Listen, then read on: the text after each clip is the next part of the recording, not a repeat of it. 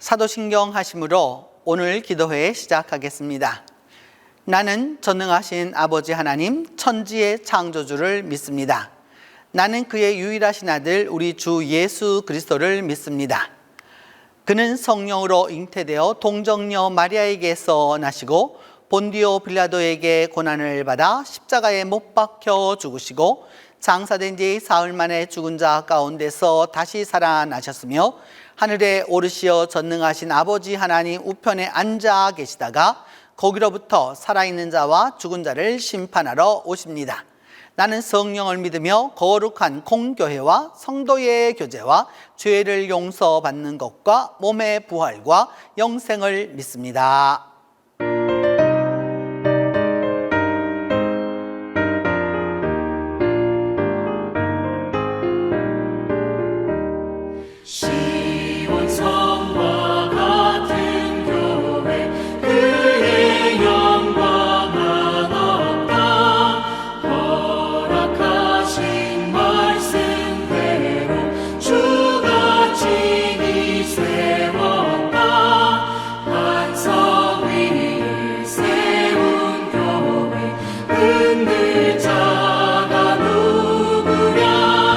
모든 원수의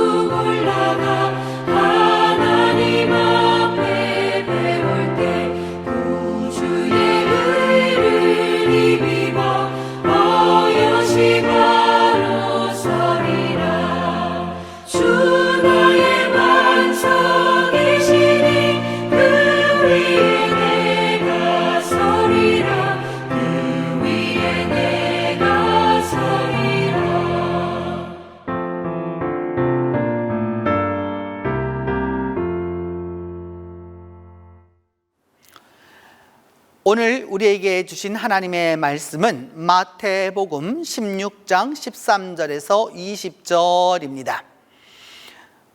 신약성경 마태복음 16장 13절에서 20절입니다. 예수께서 빌립보 가이사랴 지방에 이르러 제자들에게 물어 이르시되 사람들이 인자를 누구라 하느냐? 이르되 더러는 세례 요한, 더러는 엘리야, 어떤 이는 예레미야나 선지자 중에 하나라 하나이다. 이르시되 너희는 나를 누구라 하느냐? 시몬 베드로가 대답하여 이르되 주는 그리스도시요 살아계신 하나님의 아들이시니이다. 예수께서 대답하여 이르시되 바요나 시몬아 내가 복이 있도다. 이를 내게 알게 하니는 혈육이 아니요 하늘에 계신 내 아버지시니라. 또 내가 내게 이르노니 너는 베드로라. 내가 이 반석 위에 내 교회를 세우리니 음부의 권세가 이기지 못하리라. 내가 천국 열쇠를 내게 주리니 내가 땅에서 무엇인지 매면 하늘에서도 매일 것이요 내가 땅에서 무엇인지 풀면 하늘에서도 풀리리라 하시고 이에 제자들에게 경고하사 자기가 그리스도인 것을 아무에게도 이르지 말라 하시니라. 오늘부터 시작되어서 성탄절까지, 그러니까 감사절에서 성탄절까지 화요일에는 이 원도진 목사와 함께 그 다음 주일에 할 복음서 본문을 가지고 우리가 그 기도회를 진행하도록 하겠습니다. 물론 한 주 전에 복음서 말씀을 또 이해하는 면에서도 좋은 면이 있고요. 또 주일을 준비한다는 측면에서도 좋은 점이 있고 또 그리고 주일 다 그저 한 번 읽게 되는 것보다는 그 전에 미리 읽고 또 묵상도 하고 함께 하는 부분에서도 굉장히 좋은 유익이 있기 때문에 이제부터 그 감사절로 들어가서 이제 그 성탄절 마칠 때까지 12월까지는 저와 함께 이 복음서 본문을 가지고서 그 다음 주 본문을 항상 그 전주일에 이렇게 하도록 하겠습니다. 이제 돌아오는 감사절 첫 번째 주일은 바로 총회 주일입니다. 이 총회 주일은 교회에 관한 말씀을 전하도록 이제까지 우리 교회가 그 길을 가고 있습니다. 그러면서 그 교회라고 하는 것에 대하여서 우리가 구체적으로 알기 위하여서 지금 오늘 이 마태복음 16장 13절에서부터 20절까지 있는 이 본문이죠. 이 본문은 아주 유명한 본문이어서 공관복음 안에 다 나타나 있는 그 복음서이고 또 이 본문이 아주 유명한 본문으로 또 뭐냐면 교회의 기본이 되었기 때문에 언제나 그 교회에 대하여서 알고자 하고 교회를 이해하고자 할 때는 이 본문을 사용합니다. 오늘 이 본문은 이 마태복음 16장에 나와 있는 이 본문을 보면 예수님은 그 제자들을 데리고서 3년 동안 사역을 하신 다음에 그 3년이 되었었을 때에 마지막으로 이 빌립보의 가이사랴 지방으로 가셨습니다. 빌립보의 가이사랴라고 하는 지역은 지금은 비느하스라고 하는 지역으로 단 위에 가면 있습니다. 그래서 헐몬산에서부터 물이 내려와 가지고서 제1번으로 용천했던 곳이 바로 그 빌립보의 가이사랴이고요. 그 밑으로 또 그 이전부터 있었던 것은 단입니다. 바로 이와 같은 곳이었기 때문에 예수님 당시에는 이 지역이 어떤 지역이었느냐? 가장 융성한 지역 가운데 하나였습니다. 갈릴리 오른편에 있었던 데가볼리와 더불어서 이 갈릴리 북쪽에 있었던 이 비느하스라고 하는 이 빌립보 가이사랴라고 하는 것은 이건 헤롯의 아들이었던 빌립보가 가이사에게 잘 보이기 위해서 만들어 두었던 도시 이름이기 때문에 빌립보 가이사랴라고 이렇게 말하게 되는 것이죠. 그러니까 당대의 최고의 기술을 사용해서 갈릴리에 있어서 그러니까 북쪽으로 본다면 북쪽의 최고의 도시였습니다.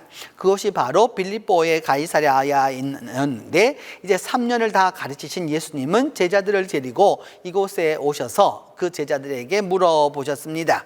뭘 물어보셨느냐 하면 사람들이 나를 누구라 하더냐라고 이렇게 물어봅니다. 그러니까 3년 동안의 그 사역이 이제 그 종국을 고하게 되어서 사람들이 뭐를 어떻게 이해하고 있는지를 알고 싶어 하셨기 때문입니다. 그러자 제자들의 답변은 이렇게 말했습니다. 세례 요한입니다. 그러니까 세례 요한은 이미 죽었지만은 당시 민중들은 세례 요한이 죽지 않았다라고 하는 이런 민간설을 갖고 있었기 때문에 세례 요한입니다 아닙니다 라고도 말했고, 또 엘리야입니다 라고 하는 그 엘리야는 바로 뭐냐면은 메시아가 오기 전에 와서 선포할, 말라기가 말했었던 바로 그 엘리야입니다 라고도 말하고, 또 어떤 사람은 예레미야라고, 옛날 선지자였으니까 예레미야라고 하기도 하고, 또 어떤 사람은 그냥 선지자 중에 하나입니다, 누군지는 모르겠지만 여하튼 뭐 그런 분입니다 라고 이제 이렇게 이야기를 했습니다. 그러니까 사람들의 이야기를 이렇게 들어보니까 예수님이 원하는 답변이 아닌 거죠, 여러분. 예수님이 원하는 답변이 아니어서 예수님은 그래서 그 제자들에게 되묻습니다. 너희는 나를 누구라 하느냐, 너는 나를 누구라 하느냐 이렇게 묻지 않으시고요, 너희는 나를 누구라 하느냐라고 이렇게 말씀하셨습니다. 왜냐하면 제자들이 이 12명의 제자들이었는지 더 있었는지 정확히는 알 수 없지만 적어도 12명의 제자들을 이렇게 데리고 가셔서 뭐냐면 너희는 누구라 그러느냐, 그러면 여러분 이 제자도 저 제자도 이렇게 얘기해야 되잖아요, 이렇게. 그런데 오늘 성경은 독특하게도 시몬 베드로가 나옵니다. 시몬 베드로라고 하는 그 이름이 나왔다는 것부터가 여러분 성경을 주의해서 볼 필요가 있습니다. 성경에서 이 그 당시에는 두 가지 이름을 쓸 수밖에 없었었죠. 왜냐하면 그 유대식의 그 히브리식의 이름을 원래부터 갖고 있었던 이름을 썼었고요. 또 하나는 뭐냐면 당시의 국제적인 이름이죠. 그러니까 일반 시몬은 이 사람들이 다른 나라 사람들이 이해를 못하기 때문에 결국 그 당시 사람들이 누구든지 다 이해할 수 있는 바로 그 헬라식 이름을 사용했습니다. 그것이 바로 베드로였던 것이죠. 그래서 시몬과 베드로는 동일 인물이고, 이거 성과 이름의 그런 차이도 아니고요, 민족적으로 달랐던 것이죠. 나중에 보면은 그래서 이 베드로를 가지고서 유대인들끼리 말할 때는 게바라라고도 말했죠. 왜냐하면 게바라고 하는 말이 베드로라고 하는 말과 같은 말이었기 때문입니다. 그래서 이 시몬 베드로라고 이렇게 얘기할 때에는 여러분 성경에서 이 이름을 두 가지 얘기할 때는 베드로는 예수님을 만나고 나서 예수님이 지어주신 이름이기 때문에 여러분 그 사역 이후를 말하고, 시몬은 그 이전입니다. 예수님을 만나기 이전이니까 여기서 시몬 베드로라고 말하는 것은 그의 삶 전부를 이야기하게 되는 것이죠. 그래서 시몬 베드로라고 얘기하는 것은 예수님을 만나기 전후를 그 사람을 다 통칭해서 하는 말과 같다라고 할 수 있습니다. 야곱 이스라엘이라고 말하는 거와 비슷하겠죠. 야곱이라고 하는 인물이 이스라엘이라고 하는 인물로 변화되는 것처럼 이와 같은 상황이었습니다. 그랬을 때 이 시몬 베드로가 뭐라고 답변을 하였느냐라면은, 제자들은 가만히 있는데 주는 그리스도시오라고 이렇게 표현합니다. 그러니까 헬라 말 그대로 한다면 수 에이스 호 크리스토스라고 말할 수 있는 거죠. 그러니까 이게 우리말로는 주라고 번역했는데 다른 말로 표현하기가 어렵기 때문입니다. 우리말은 2인칭 대명사가 발달하지 못했습니다. 인칭 대명사가 발달하지 못했어요. 너나 당신 이런 말을 쓸 수 있는데, 너나 당신이라고 하는 그런 표현은 언제 쓰이는 것이냐 하면 아주 가까운 사이나 아니면은 상능황이 아주 나빴었을 때 쓰이는 언어이기 때문에 우리 성경은 대체적으로 2인칭 이런 부분을 갖다가 경언을 써서 주라고 이렇게 번역을 해서 3인칭으로 만들어 두었는데, 여기서는 결코 그렇지 아니하고 수라고 하는 영어로 말하면 유에 해당하겠죠. 독일말로 하면 두에 해당하는 바로 그것입니다. 그러니까 당신이 그리스도입니다 라고 말하는 거죠. 지금 내 눈앞에 보이시는 바로 당신이 그리스도시고 살아계신 하나님의 아들이십니다 라고 이렇게 고백하는 거죠. 여기에 굉장한 여러분 고백의 의미가 있는 것이죠. 사람들이 뭐 누구라고 그래, 그럼 이렇게 말하고 저렇게 말하고 할 수 있는데, 지금 내 눈앞에 보이는 당신이 누구냐? 그리스도라, 메시아라고 고백하는 거죠. 이 앞에 사람들은 다 메시아의 올 것을 얘기하는 사람이었다면 시몬 베드로만 이곳에서 이미 메시아라고 말하면서 살아계신 하나님의 아들이라고까지 딱 그렇게 고백하게 되는 겁니다. 그러자 예수님이 그 말씀을 듣자마자 하신 말씀이 뭐냐 하면은 바요나 시모나라고 얘기하면서 뭐냐면 베드로라고 말하지 아니하면서 그의 그 옛날을 얘기하는 거죠. 시몬이라고 하는 사람은, 그 시몬은 어떤 시몬이었느냐, 여러 시몬이 있기 때문에 바라고 하는 말은 아들이라고 하는 아람어이고, 요나라고 하는, 그러니까 요나의 아들 시몬입니다. 그러니까 베드로의 아버지 이름이 바로 요나였다라고 하는 걸 알 수 있죠. 또 이 요나를 여러분 옛적에 그 12소선지서에 나오는 요나랑 같이 생각하면 안 되는 거죠. 이렇게 같이 생각하면 안 되는 거고 동명이인이었겠죠. 이렇게 그러면서 그 옛날에 그 아주 원초적인 그 인간 그 베드로의 인간적인 그 원초적인 면부터 말씀하시면서 바요나 시몬아 내가 복이 있다라고 칭찬을 하셨죠. 그러면서 이것을 내게 알게 한 사람은 너 자신이 아니다 라면서 하늘에 계신 내 아버지시다 라고 이렇게 말씀합니다. 이렇게 고백하는 이것이 바로 이것이 무엇이냐, 그냥 네가 하고 싶어서 하는 말이 아니고 하늘에 계신 하늘 아버지가 이와 같이 말씀하시는 것이다 라고 이제 말하는 것이죠. 그러면서 내가 이제 말하는데 너는 베드로라 이렇게 말합니다. 그래서 베드로라라고 말하면서 내가 이 반석 위에 내 교회를 세운다. 그래서 반석이라고 하는 말은 페트라라고 하는 말이죠. 그러니까 너는 페트로스인데 내가 페트라 위에 교회를 세우겠다라고 얘기해서 칼빈 선생도 이 부분에 대하여서 해석하면서 이 페트라가 반석이 도대체 무엇이냐라고 하는 부분을 바로 이 조금 전에 고백했었던 이 고백을 말하는 거죠. 주는 그리스도시요 살아계신 하나님의 아들입니다 라고 하는 이 신앙 고백을 일컬어서 페트라 반석이라고 해석해왔고 교회는 지금까지도 그것을 견지하고 있습니다. 바로 그 위에 그 신앙 고백 위에 무엇을 세울 것이냐, 내가 교회를 세우겠다라고 주님은 이제 말씀하시게 되는 것이죠. 그러면서 그 교회를 세울 건데 음부의 권세가 이기지 못하리라 이렇게 말씀하고 있습니다. 여러분이 그 비느하스 빌립보의 가이사랴에 가보시면 지금도 그 어마어마한 굴이 있습니다. 그 끝을 알 수 없는 굴이 있어요. 이렇게. 그래서 그 당시 사람들은 뭐라고 생각했느냐 하면 그것이 음부로 연결되어 있다라고 생각했죠. 그래서 그 음부라고 하는 것은 인간의 빛이 미치지 아니하는 그 알 수 없는 바로 그것을 말하는 것이었기 때문에 그 권세가 절대 미치지 못할 거다라고 아주 현장 수업을 아주 잘하셨다라고 할 수 있습니다.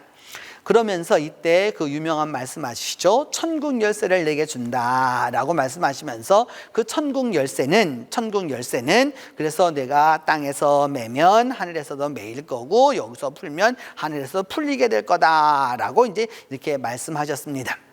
이 소위 베드로의 열쇠가 무엇이냐라고 하는 부분에 있어서 그 베드로의 열쇠라고 하는 이 부분을 우리 교회는 이제까지 해석해 올 때 아포도시스라고 하는 말로 표현해 왔죠. 사도적 계승권이라는 뜻입니다. 무슨 뜻이냐면 베드로에게 주님께서 천국의 열쇠를 맡겨주신 것처럼 그 이후에는 베드로의 후배들이었겠죠. 속사도들에게 그리고 속속사도들에게 또 그 이후로는 지금까지 쭉 내려오면서 무엇이냐, 그 목회자들, 특별히 목사의 일을 감당할 수 있는 그들에게 이것을 주었다라고 해서 이 사도적 계승권이라고 하는 것은 오늘도 아주 중요한 것입니다. 그래서 오늘도 우리가 이 기도회를 시작하면서 그 사도신경을 외웠던 것처럼 이 사도라고 하는 사도신경이라고 하는 게 그냥 쓰이는 말이 아니거든요. 그렇기 때문에 이 교회의 오랜 동안의 이 가르침이라고 하는 부분을 놓쳐서는 안 된다라고 하는 것입니다. 오늘날 교회에 있어서 우리나라 교회에 있어서 여러분 제일 중요한 부분이 바로 이 부분이라고 할 수 있습니다. 우리는 무조건 여러분 개척한다고 그러면 교회라고 생각합니다. 그걸 교회라고 생각합니다. 무조건 개척했다. 그냥 뭐 2층을 얻었다, 지하를 얻었다, 뭐 이렇게 하면서 그것이 교회라고 이것이 막 이런 식으로만 얘기하는 거죠. 초창기 교회이기 때문에 이런 말을 하게 되는 거죠, 여러분. 사실 교회는 그런 것들만을 교회라고 말하지 않습니다. 중요한 것이 있죠. 여러분 교회라고 하는 것은 교직자가 있어야 하는 거고요. 교직자가 있어야 되는 거고요. 교회라고 하는 그 가시적인 또한 그 공동체 모임이 있어야 하는 거고 그 모임과 더불어서 모일 수 있는 장소도 있어야 하는 거고 또 그리고 그들이 속하고 있는 또 그런 공회가 있어야 돼. 공적 교회가 있어야 하는 것이죠. 이것이 다 어우러져야 교회라고 하는 것이지 그냥 한 가지만 놓고 교회라고 하면 이는 교회를 잘못 보는 것이다 라고 할 수 있습니다. 그런 부분에 있어서 오늘날 우리 한국교회는 그런 부분에 있어서 이 코로나 시대를 거쳐가면서 교회의 정화가 상당 부분 많이 이루어지고 있다라고 할 수 있습니다. 이제까지 무조건 십자가만 걸면 교회라고 생각했었던 사고가 깨져야 하는 것이죠. 여러분, 분명히 이 사도적 계승권을 갖고 있어야 교회라고 할 수 있습니다. 그렇기 때문에 교회는 무엇이냐? 신자들의 어머니가 되는 것이죠. 그냥 교회를 이 교회 갔다 저 교회 갔다가 개신교인들 그저 내 좋으면 나오고 아니면 말고 이런 식의 교회인들의 의식이라고 하는 것은 여러분 교인이라고 말할 수 없습니다. 제가 조금 전에 말씀드리잖아요. 여러분, 교회는 신자들의 어머니라고. 어머니를 자식이 마음대로 선택할 수 있습니까? 어머니가 자식을 선택할 수는 있지만 자식이 어머니를 선택할 수는 없는 것이죠. 어머니가 낳아주어야 하기 때문입니다. 그만큼 교회가 중요한 것이죠. 바로 그 교회를 알아주었을 때에야 올바로 신앙생활한다라고 하는 것을 알 수 있습니다. 그래서 예수님은 그때부터 뭘 말씀하셨느냐? 내가 메시아다라고 하는 것을 말하지 말아라. 왜냐하면 예루살렘에 올라가셔서 예수님은 메시아로서의 그 사역을 감당해야 했기 때문입니다. 오늘 하루 동안 지나가시면서 또 오늘 하루를 살면서 오늘 하루를 또 준비하면서 또 오늘 하루를 마친 사람은 하루를 마친 그대로 교회가 무엇인지를 분명히 이해해 두어야 합니다. 교회를 올바로 이해했을 때, 그리고 그 교회를 올바로 고백하는 사람에게 올바로 교인됨이 주어지기 때문입니다. 기도하겠습니다. 하나님, 우리에게 교회를 주셨고 오늘 우리가 그 교회를 섬기며 나아가고 있습니다. 주님, 이 가시적인 동신교회를 통하여서 하나님의 교회를 올바로 섬기게 하여 주시고 우리 동신교회를 통하여서 하나님의 교회가 더욱더 융성해 갈 수 있도록 하나님이 축복해 주시옵소서. 자비로우신 하나님, 간절히 간구하고 기도하는 것은 우리가 베드로의 고백처럼 주님은 그리스도시요 살아계신 하나님의 아들이시다라고 하는 그 고백을 늘 가지고 신앙생활할 수 있도록 도와주시고 이 고백이 하나님의 은혜로 이루어짐을 다시 한번 기억할 수 있도록 도와주시옵소서.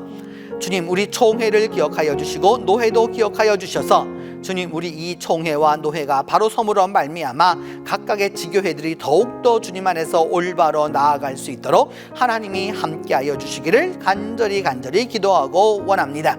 이 시대의 노회와 교회가 또 그리고 총회가 바로 되어서 이 땅의 교회들이 하나님의 소명을 가지고 있는 소망이 될 수 있도록 하나님이 도와주시옵소서. 우리 교회에 속한 온 교우들을 위하여서 주님 기도합니다. 이들 모두에게 은혜를 베풀어 주시고 함께 하여 주셔서 동신교회에 속한 그 권속들 한 사람 한 사람을 다 기억하여 주시고 육신이 병약한 자에게는 주님 회복함을 허락하여 주시고 연약한 자에게는 강건함을 더하여 주시고 물질이 부족한 자에게는 물질의 해결함을 더하여 주시고 고민이 있는 자에게는 고민을 해결받게 하여 주시고 또한 이 모든 일을 통하여서 기도하고 있는 이들에게는 그 기도의 응답을 속히 얻을 수 있도록 하나님이 도와주시기를 간절히 기도하고 원합니다. 코로나로 인하여서 여러모로 고통당하고 있는 이 땅에 있는 이들을 기억하여 주시고 우리 교우들 모두에게 주님께서 불꽃 같은 눈으로 지켜주시고 주님의 오른 장중에 붙들어 주셔서 한 사람도 이 병으로 인하여서 상하는 사람 없도록 하나님이 지켜주시기를 간절히 기도하고 원합니다. 주님, 이제부터 시작하는 이 우리 자녀들의 새 학기를 기억하여 주셔서 축복하여 주시고 학기마다 주님 만나는 선생님들마다 또 그리고 만나는 친구들마다 좋은 친구와 좋은 선생님들을 만나서 이 배움을 올바로 하고 나아갈 수 있도록 하나님이 도와주시옵소서. 그리함으로 말미암아 하나님의 사람으로 또한 그리스도인으로 더불어 이 세상이 원하는 또 이 사회가 원하는 아름다운 인물들로 자라갈 수 있도록 하나님이 우리의 자녀들을 축복해 주시옵소서. 오늘도 이 하루를 주님께서 주장하여 주시고 이 하루 동안 하나님이 함께 하여 주시기를 기도하옵고 주님께서 가르쳐 준 기도로 오늘 기도회 마치도록 하겠습니다. 하늘에 계신 우리 아버지의 이름을 거룩하게 하시며 아버지의 나라가 오게 하시며 아버지의 뜻이 하늘에서와 같이 땅에서도 이루어지게 하소서. 오늘 우리에게 일용할 양식을 주시고 우리가 우리에게 잘못한 사람을 용서하여 준 것 같이 우리 죄를 용서하여 주시고 우리를 시험에 빠지지 않게 하시고 악에서 구하소서. 나라와 권능과 영광이 영원히 아버지의 것입니다.